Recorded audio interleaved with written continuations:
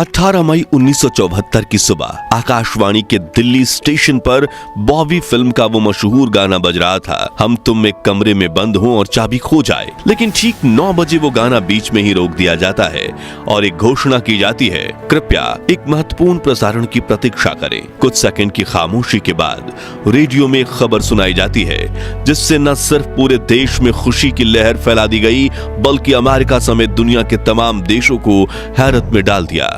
यह खबर थी पोखरण में हुए देश के पहले न्यूक्लियर टेस्ट की, जिसके साथ भारत का नाम दुनिया के परमाणु महाशक्ति वाले देशों की सूची में शुमार हो गया। और यह सब हुआ था देश को आजादी मिलने के सिर्फ 27 सालों बाद। लेकिन उस वक्त भारत के पास एडवांस टेक्नोलॉजी के न्यूक्लियर हथियार बनाने के लिए ना तो फंड्स थे और ना ही अमेरिका जैसे परमाणु संपन्न देशों की अनुमति। तो फिर भारत ने कैसे अपना पहला न्यूक्लियर टेस्ट किया? वैज्ञानिकों ने इस परीक्षण के लिए पोखरण को ही क्यों चुना? और भारत के इस परमाणु परीक्षण को देख कैसे दुनिया के पैरों तले जमीन खिसक गई थी? जानेंगे भारत के ऐतिहासिक ऑपरेशन स्माइलिंग बुद्धा की पूरी कहानी। लेकिन उसके पहले प्लीज आप वीडियो को लाइक करके कमेंट्स में जय हिंद जरूर लिखिए। कहानी की शुरुआत होती है द्वितीय विश्व युद्ध से, जब अमेरिका ने जापान पर पहली बार परमाणु हमला किया। मौत के इस तांडव में हिरोशिमा और नागासाकी दोनों शहर पल भर में राख हो गए। करीब 2.5 लाख लोग मारे गए थे। इसलिए इस हमले के सिर्फ एक हफ्ते बाद ही जापान ने अपने हथियार फेंक दिए और अलाइज देश द्वितीय विश्व युद्ध जीत गए। यही तो पल था जब दुनिया ने न्यूक्लियर पावर की अहमियत को समझा था। हालांकि दूसरी तरफ हमारा भारत आजादी की लड़ाई लड़ रहा था, लेकिन हमारे इतिहास के महान वैज्ञानिक डॉक्टर होमी जहांगीर भाभा ने न्यूक्लियर रिसर्च पर काम करना शुरू कर दिया था और जनवरी 1954 में उन्हें भाभा एटॉमिक रिसर्च सेंटर यानी बार्क स्थापित करने की अनुमति मिल गई। लेकिन अब भी सरकार उन्हें परमाणु बम बनाने की अनुमति नहीं दे रही थी। मगर धीरे धीरे हालात बिगड़ने लगते हैं। एक तरफ पाकिस्तान के साथ लगातार बॉर्डर टेंशन बढ़ती जा रही थी, वहीं दूसरी तरफ साल 1962 में चीन भारत पर हमला कर देता है, जिससे भारत की हार हो जाती है और 2 साल बाद ही चीन अपना न्यूक्लियर टेस्ट भी सफलतापूर्वक पूरा कर लेता है। अब भारत इस हार से पूरी तरह उभर भी नहीं पाया था कि 1965 में और 1971 में पाकिस्तान भारत पर हमला कर देता है। इधर भारत के कंधों पर बांग्लादेश को आजादी दिलवाने की जिम्मेदारी आ जाती। और तो और अमेरिका बंगाल की खाड़ी में, जबकि ब्रिटेन अरब सागर में भारत को घेरने के लिए अपना जंगी जहाज भेज देता है, ताकि भारत पाकिस्तान के सामने घुटने टेक दे। यानी एक तरफ था पाकिस्तान, दूसरी तरफ चीन और समंदर में भारतीय सेना के तेज गति के विकास से जलने वाले ब्रिटेन और अमेरिका। कुल मिलाकर भारत की सुरक्षा काफी कमजोर हो जाती है और अगर इन दुश्मनों की तरफ से हमला होता तो 3 तरफा युद्ध एक बार में जीतना भारत के लिए मुश्किल हो जाता। यही वो समय था जब प्राइम मिनिस्टर इंदिरा गांधी ने भारतीय वैज्ञानिकों को न्यूक्लियर टेस्ट करने के लिए हरी झंडी दिखाती। हालांकि अब डॉक्टर भाभा इस मिशन की कमान संभालने के लिए मौजूद नहीं थे, क्योंकि 1966 में एक प्लेन क्रैश में उनकी मौत हो गई। लेकिन उनकी विरासत को आगे बढ़ाते हुए मिशन की कमान संभाली बार्क के डायरेक्टर राजा रमन्ना ने, जिन्होंने इंदिरा गांधी के कहने पर 1966 से ही सीक्रेटली न्यूक्लियर प्रोग्राम की तैयारी शुरू कर दी। वहीं उनका साथ दे रहे थे DRDO के डायरेक्टर BD नाग चौधरी, जिनके नेतृत्व में 75 वैज्ञानिकों की टीम काम में जुटी थी। साथ PK आयनगार और राज गोपाला चिदम्बरम जैसे वैज्ञानिक भी इस काम में जुटे हुए थे। और इनके अलावा सिर्फ 3 लोगों को इस ऑपरेशन के बारे में पता था, प्रधानमंत्री इंदिरा गांधी, उनके मुख्य सचिव दुर्गा प्रसाद धर और उनके पूर्व सचिव PN हक्सर। इनके अलावा सरकार के किसी नेता को इस बारे में कोई खबर नहीं थी, यहां तक कि रक्षा मंत्रालय और गृह मंत्रालय को भी नहीं, क्योंकि बात ज्यादा फैलती तो हलचल होती और अगर अमेरिका को इस ऑपरेशन की खबर लग जाती तो वो इसे कभी ना होने देता। सन 1972 में जब इस प्रोग्राम की शुरुआत हुई, तब सबसे पहले सवाल उठा कि टेस्टिंग के लिए प्लूटोनियम कहां से आएगा। दरअसल ट्राम्बे का फिनिक्स प्लूटोनियम प्लांट 1970 में लीकेज के चलते बंद करना पड़ा था, जिसके चलते प्लूटोनियम इकट्ठा करने में दिक्कत आ रही थी और जितना प्लूटोनियम बचा था वो पूर्णिमा न्यूक्लियर रिएक्टर में काम आ रहा था। इसी के चलते जनवरी 1973 में राजा रमन्ना ने पूर्णिमा को शट डाउन करने का आदेश दिए ताकि वहां से प्लूटोनियम लेकर परमाणु परीक्षण में लगाया जा सके। परीक्षण के लिए बन रहे डिवाइस में करीब 6 किलो प्लूटोनियम का उपयोग होना था और पूर्णिमा में कुल 18 किलोग्राम प्लूटोनियम रखा हुआ था। इसका मतलब था भारत अब 3 परमाणु बम बना सकता था। प्लूटोनियम का बंदोबस्त होने के बाद वैज्ञानिकों के सामने दूसरी सबसे बड़ी चुनौती थी न्यूट्रॉन रिएक्टर बनाना। यह परमाणु बम का वो हिस्सा था जिसे बनाने में अमेरिका के भी पसीने छूट गए थे। इसे हम परमाणु बम के दिल की धड़कन भी कहें तो भी गलत नहीं होगा, क्योंकि इसका काम प्लूटोनियम के केंद्र में न्यूट्रॉन्स की बारिश कर एक चैन रिएक्शन शुरू करना था, जिसके बिना यह बम ब्लास्ट नहीं हो सकता।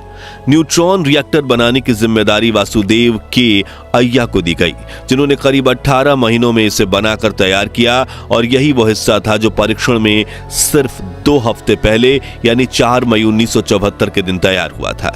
और सब कुछ तैयार हो जाने के बाद कुछ एक्सपेरिमेंट्स हुए और प्राइम मिनिस्टर इंदिरा गांधी ने न्यूक्लियर टेस्टिंग को हरी झंडी दिखा दी और यहीं से शुरू हुआ ऑपरेशन स्माइलिंग बुद्धा। लेकिन अब सवाल आता है कि इतने खतरनाक टेस्ट के लिए राजस्थान के पोखरण को ही क्यों चुना गया? तो न्यूक्लियर टेस्ट करने वाले हमारे देश के वैज्ञानिक खुद ये नहीं जानते थे कि इस टेस्ट के बाद कितना नुकसान हो सकता है, इसलिए उन्हें एक ऐसी जगह की तलाश थी जहां की आबादी कम हो और उनकी यह तलाश खत्म हुई पोखरण में जाकर। जोधपुर और जैसलमेर के बीच बसा पोखरण भारतीय सेना की फील्ड फायरिंग रेंज थी और यहां पर भारतीय सेना पहले से ही युद्ध अभ्यास किया करती थी।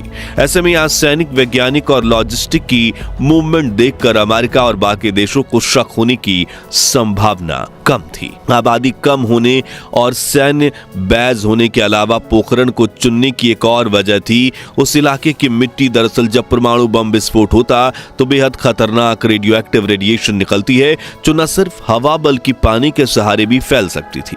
इसलिए वैज्ञानिक परमाणु परीक्षण के लिए ऐसी जमीन की तलाश कर रहे थे जहां की जमीन में पानी ना हो। जियोलॉजिस्ट बताते हैं कि पोखरण और आसपास के गांव की जमीन रायोलाइट चट्टानों से बनी है, जो एक तरह की वोल्केनिक शेल है जो ज्वालामुखी के विस्फोट के कारण बनती है। यानी जब ज्वालामुखी से निकलने वाला लावा धरती की सतह पर फैलता है तो यह तेजी से ठंडा होता है और चट्टान का रूप ले लेता है और यह चट्टान भी बारीक कणों वाली होती है और इसमें छेद नहीं होते, इसलिए इन चट्टानों में पानी या किसी तरह का लिक्विड आर पार नहीं हो सकता और यह पूरी तरह से सूखी होती है। इसलिए वैज्ञानिक ने पोखरण को चुना। परीक्षण के लिए न्यूक्लियर डिवाइस को एक एल आकार के अंडरग्राउंड शाफ्ट में उतारना था, जिसका काम आर्मी की ही एक यूनिट को सौंपा गया, लेकिन उन्हें इस बारे में कुछ खास जानकारी नहीं थी, इसलिए शुरुआत में काफी दिक्कतें आईं।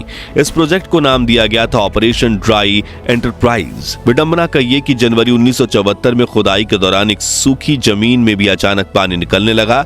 इस पानी को निकालने और रोकने की कोशिश हुई, लेकिन पानी रुका नहीं। इसके बाद एक दूसरी जगह पर शाफ्ट खोदा गया। फरवरी 1974 में खुदाई का काम शुरू हुआ और टेस्ट के कुछ दिन पहले तक चलता रहा। अब शाफ्ट खोदे जाने के बाद न्यूक्लियर बम को मुंबई के भाभा एटॉमिक रिसर्च सेंटर से पोखरण तक ले जाया गया। 900 किलोमीटर की यह यात्रा 3 दिन में सेना की देखरेख में पूरी की गई और आखिर में शाफ्ट में कुछ 40 मीटर की दूरी पर एक शेड में इस डिवाइस को असेंबल किया गया, जिसके बाद उस एल आकार की शाफ्ट में न्यूक्लियर बम रखकर उसे रेत और सीमेंट से सील कर दिया गया और ब्लास्ट होने वाली जगह से करीब 5 किलोमीटर की दूरी पर एक ऑब्जर्वेशन सेंटर बनाया गया। 18 मई की सुबह 8 बजे डॉक्टर होमी भाभा का सपना आखिरकार सच होने वाला था, लेकिन आखिरी मौके पर टीम के एक साथी ही वीएस सेठी टेस्ट साइट पर फंस गए। दरअसल उनकी जीप खराब हो गई, जिसके चलते टेस्ट में 5 मिनट की देरी हो गई और फाइनली 8:05 पर ऑब्जर्वेशन सेंटर से डेटोनेटर को दबाया गया और एक बड़ा धमाका हुआ। जमीन में गड्ढा बन गया और आसमान में धुएं का गुब्बार छा गया। इसके साथ भारत दुनिया का वो पहला देश बन गया जिसने यूनाइटेड नेशंस सिक्योरिटी काउंसिल के 5 सदस्यों यानी अमेरिका, फ्रांस, चीन, रूस और ब्रिटेन के बाद अपना न्यूक्लियर टेस्ट किया था। राजा रमन्ना की आंखों में खुशी के आंसू आ गए और ऑब्जर्वेशन सेंटर में मौजूद सभी वैज्ञानिक भारत माता की जय के नारे लगाने लगे। वहीं आसपास के गांव के लोगों की माने तो इस धमाके के बाद उन्हें लगा मानो जैसे भूकंप आया हो। हालांकि जब उन्हें कई किलोमीटर दूरी से इस धुएं के गुब्बार को देखने को मिला तो उन्हें महसूस हुआ कि कोई अनहोनी हुई है। लेकिन फिर 9 बजे रेडियो पर खबर आई, भारत न्यूक्लियर महाशक्ति बन चुका है। तो पोखरण के गांव वालों ने सबसे ज्यादा जश्न मनाया। भारत के सफल टेस्टिंग के बाद अमेरिका और फ्रांस जैसे पश्चिमी देशों में हम पर कई विदेशी सैंक्शंस लगा दिए गए, लेकिन वो हमारी सफलता को नहीं दबा पाए। ये टेस्टिंग हुई थी आज से करीब 50 साल पहले। लेकिन क्या आप जानते हैं कि 1998 में भारत ने अमेरिकन सैटेलाइट की आंखों में धूल झोंककर पोखरण में दूसरी बार न्यूक्लियर टेस्ट की थी। तब तो पूरी दुनिया के पैरों तले जमीन खिसक गई थी, जिसकी कहानी भी रोंगटे खड़ी करने वाली है। अगर आप पोखरण 2 के बारे में भी जानना चाहते हैं तो कमेंट बॉक्स में नेक्स्ट पार्ट जरूर लिखिए। खैर, भारत के पोखरण न्यूक्लियर टेस्ट की सफलता की गूंज दुनिया में कहां तक गूंजी थी, उससे जुड़ा एक दिलचस्प किस्सा है मई 1978 का, जब भारत के परमाणु परीक्षण के सूत्रधार रहे राजा रमन्ना इराक के दौरे पर गए थे। वहां उन्हें पूरे 1 हफ्ते तक खूब मान सम्मान मिला।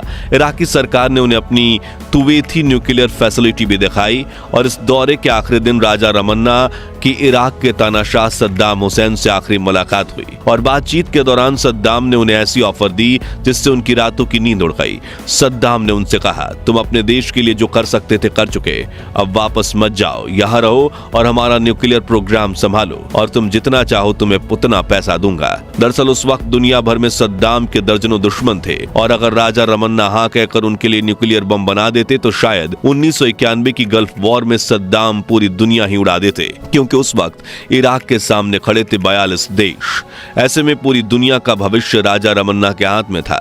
इसके बाद रमन्ना सद्दाम हुसैन से सोचने के लिए और वापस अपने होटल आते हैं और वो रात भर जागे रहते हैं और सुबह पहली फ्लाइट पकड़कर भारत लौट आते हैं, क्योंकि अगर वो सद्दाम हुसैन को मुंह पर ना बोल देते तो वो उनका क्या हश्र करता, उन्हें इस बात का डर था। तो दोस्तों, भारत को परमाणु महाशक्ति बनाने वाले वैज्ञानिक और भारत सरकार के सम्मान में कमेंट बॉक्स में जय हिंद जरूर लिखिए। ये वीडियो अच्छी लगी हो तो इसे लाइक और शेयर करके 11,000 लाइक्स के लक्ष्य को हासिल करने में हमारी मदद कीजिए और ऐसी ही दिलचस्प वीडियोस के लिए हमारे चैनल को सब्सक्राइब करके पास वाली घंटी जरूर बजा दीजिए।